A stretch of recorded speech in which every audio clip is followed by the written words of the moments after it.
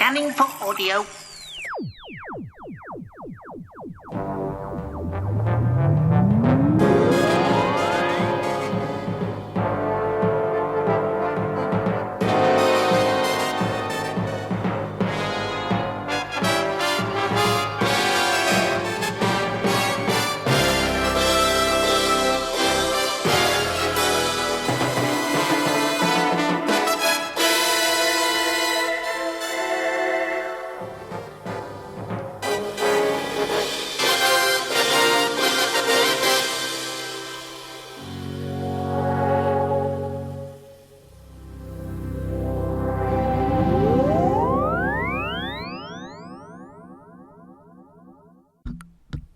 Welcome to a Tin Dog podcast.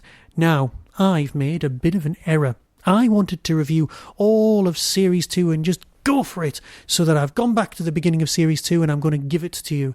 Except that was probably a mistake, because, well, there are characters in this. Characters who are on TV.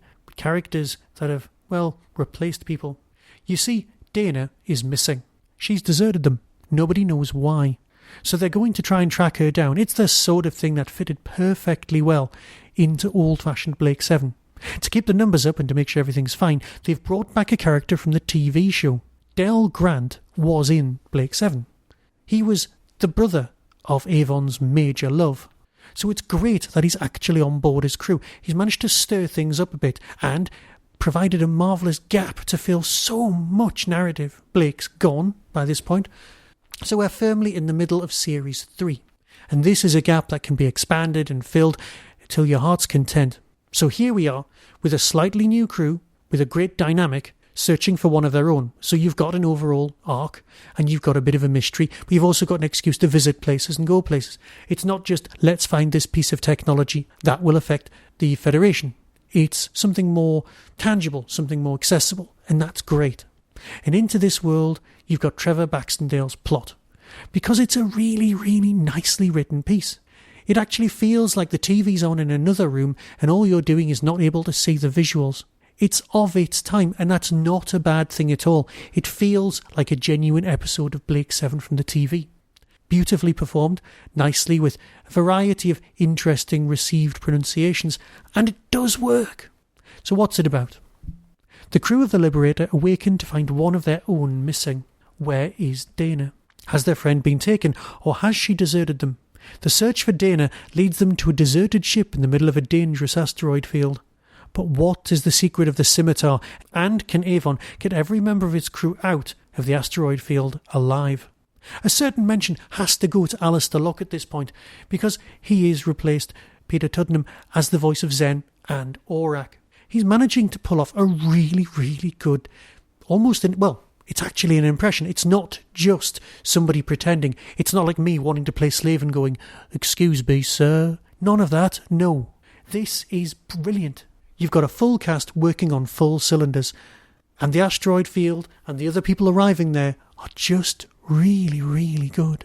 So yes, perhaps I should have gone all the way back to Series 1, but I'm in Series 2 now. I'm sticking with it because I've only got 2 to go before I'm completely caught up, and then I'll nip back. So until next time, I'll let you hear the lovely trailer. Be seeing you. Coming soon from Big Finish Productions. Have you seen Dayna? There's no sign of her anywhere. I've checked the main hold and the secondary holds, nothing. Dayna is no longer on board the Liberator. We know that. Where's she gone? More asteroids. Structural pressure is increasing.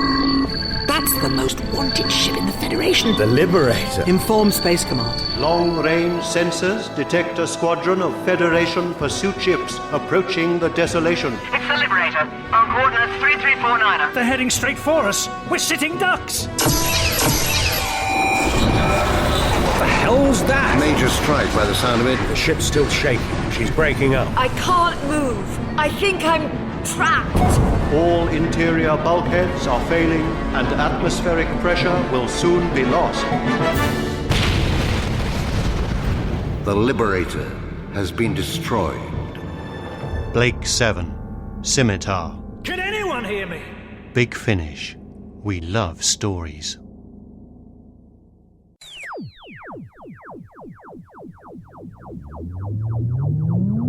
You've been listening to the Tin Dog Podcast, available on RSS, iTunes, Stitcher, Audio Boom and Tumblr. Doctor Who and its associated works are copyright of the BBC. No infringement is intended.